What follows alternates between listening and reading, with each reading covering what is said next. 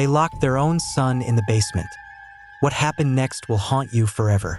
A father's chilling confession reveals the unthinkable choice he and his wife made to protect their daughter. The final line of his Reddit post? "Some monsters are born, not made. Watch until the end, you'll never look at family the same way again."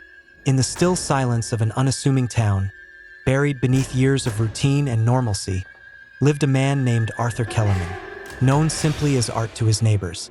No one suspected the truth he carried, the decaying secret that clawed at the corners of his sanity. For decades, Art smiled the way men smile when they are trying not to scream. His eyes were always just a bit too vacant, his laughter tinged with something hollow. It was not age that had worn him down, it was memory. And in 2019, Art could no longer bear the weight of it. His confession didn't come over drinks, or during some emotional eulogy, or while holding the hand of a dying friend. It came in a forum of strangers, on a platform where secrets come to die or be immortalized. The forum name is Reddit. Under the cloak of anonymity, Art unleashed the thing that had eaten him alive since 1989. He told the story of the boy he once called his son. And it wasn't just a tale of parenthood gone wrong. It was something darker, something feral, a chronicle of horror disguised in suburban banality.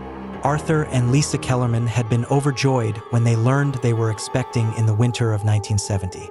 It had been a long time coming, and they believed, like so many do, that love would be enough. Their son, Michael Kellerman, arrived on a snowy afternoon in March 1971. But from the moment he let out his first cry, something felt wrong. It wasn't just parental paranoia, it was instinct, a primal sense that this child, this wide-eyed infant wrapped in sterile white, was not quite right. Michael cried endlessly, not in the way newborns cry when they're hungry or cold. His wailing was deep, guttural, furious. Lisa would rock him for hours, humming lullabies through her own tears, while Arthur paced the hallways whispering prayers to a god he wasn't even sure he believed in. 13 months passed with no peace. They visited pediatricians, neurologists, even healers who claimed to know the soul. But no remedy worked. Then, one day, the crying stopped. But it wasn't relief that followed, it was dread. Because Michael's silence wasn't peace. It was detachment. He would stare through his parents as though they were furniture. When he did smile, it wasn't warmth, it was cruelty. Arthur remembered once, when Michael was only 3, they caught him ripping the wings off a moth and grinning. Lisa tried to discipline him, but he only laughed. At 5, Michael began soiling parts of the house deliberately, not out of regression, but as an act of sabotage.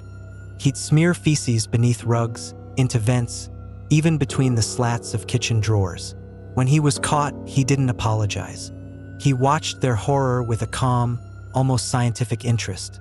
By 8, he had graduated to torment. He would wait until Arthur was in the shower and turn the water in the basement, blasting him with cold. He'd pluck hairs from Lisa's head while she slept. At school, Michael's behavior was worse. He was suspended repeatedly for violence. At 9, he was expelled. By 10, no school would take him. Lisa quit her job. Arthur began drinking. They tried everything: therapy, medication, experimental counseling. But their son absorbed help the way a black hole absorbs light. He gave nothing back. No progress. No remorse. Then came the animals. Neighbors whispered about injured strays, pets vanishing. One morning, a local child discovered a cat nailed to a fence post. Arthur recognized the collar. It was the tabby that used to purr at their front porch. He confronted Michael, who didn't deny it. He just blinked and asked if they had any more cats. Arthur wanted to believe there was still a child inside him, buried beneath whatever darkness had taken root. But the day Michael wounded him, twice, once through the thigh and once near the groin, that hope died. Lisa bandaged the wounds silently, tears falling onto the gauze. Neither of them reported it. They were too afraid, not of the authorities, but of Michael's reaction. When Michael turned 16, the Kellermans received an unplanned miracle. Lisa was pregnant again. The news, instead of joy, brought panic. They considered abortion, then adoption. Ultimately, they decided to keep the baby, promising themselves they'd do it differently this time. Their daughter, Emily Kellerman, was born in spring 1988.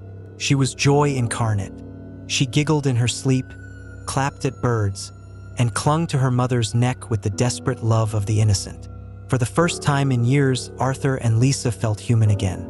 They built locks on every door. They never left Emily alone with her brother. And still, they feared. Michael's resentment towards Emily was venomous. He watched her constantly. Once, Lisa caught him standing over her crib at night, whispering something inaudible. When confronted, he said he was just waiting for her soul to slip out. They redoubled their locks, installed window sensors, slept in shifts, but nothing could prepare them for the October morning that followed. It was raining. Arthur remembered that. Rain slicked the driveway as Michael stormed out of the house after another violent outburst. Lisa and Arthur, exhausted, tucked Emily in for a nap, locking the door behind them.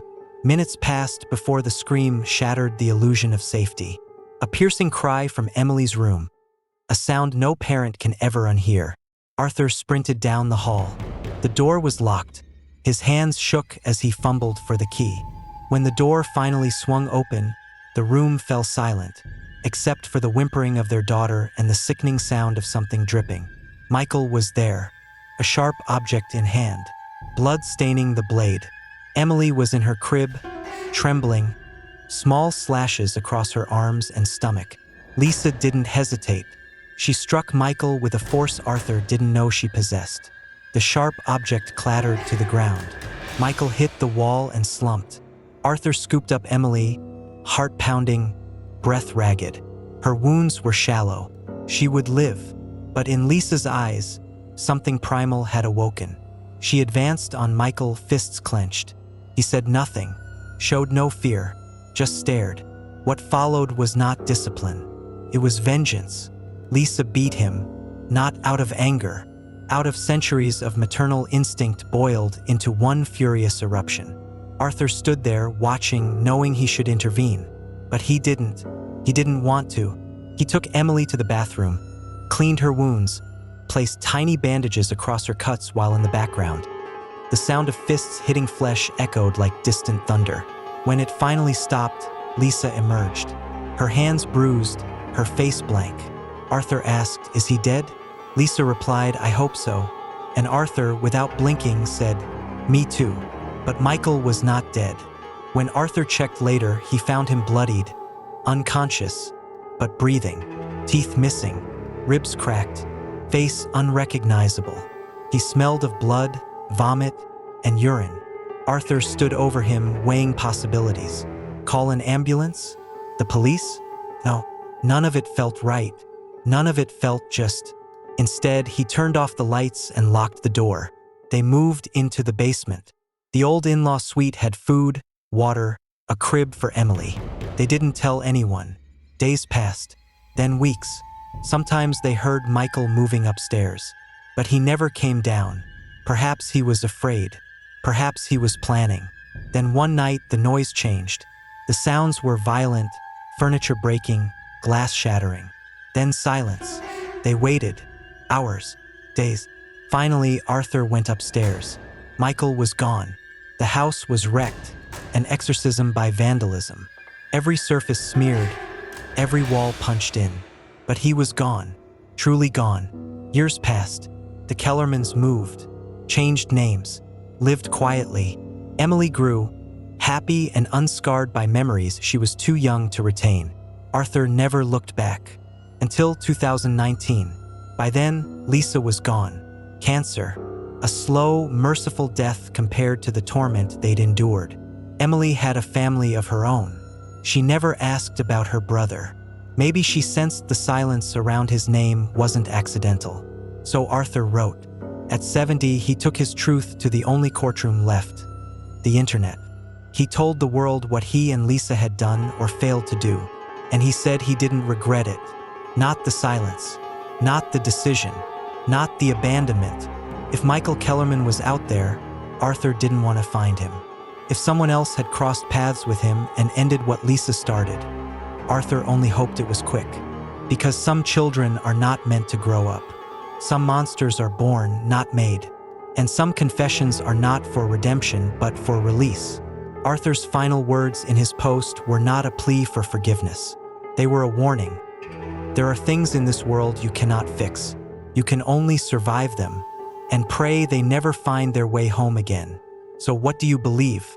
Was Michael Kellerman truly born broken? Or did something else twist him into what he became? Should Arthur and Lisa have gone to the authorities? Or did they do the only thing they could? And most haunting of all, where is Michael now? Leave your thoughts in the comments.